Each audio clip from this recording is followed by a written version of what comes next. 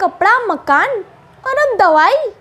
आप पहले टैक्स अदा करो, फिर खरीदो मेरे भाई।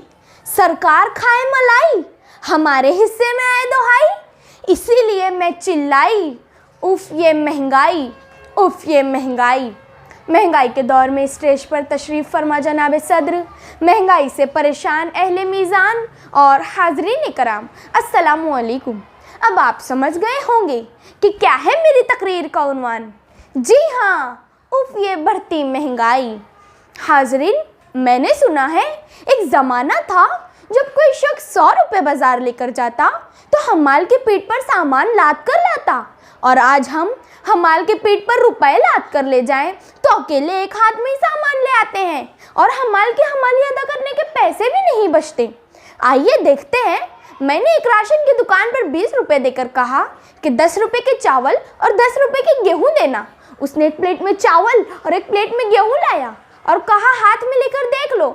मैंने देखा, छुआ, सूंघा। उसने प्लेट हिलाकर आवाज़ सुनाई और वापस ले गया और कहा हो गए 20 रुपये। मैंने कहा भाई साहब, खरीद कर घर ले जाना है। तो वो मुस्कुरा कर कहने लगा, देखने, छूने, सूंघने और आवाज़ सुनने के 25 रुपये होते हैं। मैंने आपको डिस्काउंट में इतना सब दिया है।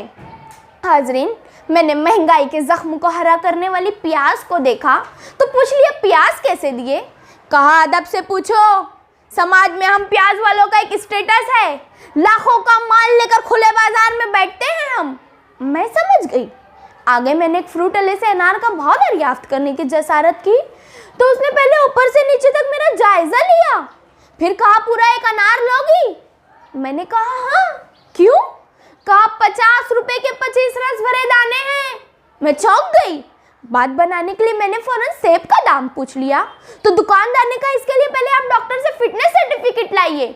मैंने कहा क्यों? तो उसने कहा कि दाम सुनने के बाद कई लोगों के ब्लड प्रेशर के आदात बदल जाते हैं और खून का दौरान भी। मैं समझ गई कि अब तक एक सेब खाओ और डॉक्टर से छुटकारा पाओ, लेकिन अब एक सेब खाने के लिए डॉक्टर से राब्ता कायम करो। कैसे करें? डॉक्टर की फीस महंगी, दवा महंगी, जहर महंगा। आप आम आदमी हो या किसी खास इलाके के भाई, ब्लैक मनी रखते हो या खाते हो हलाल कमाई, किसी की कोई नहीं है सुनवाई मेरे भाई। इसीलिए मैं चिल्लाई, उफ ये महंगाई, उफ ये महंगाई।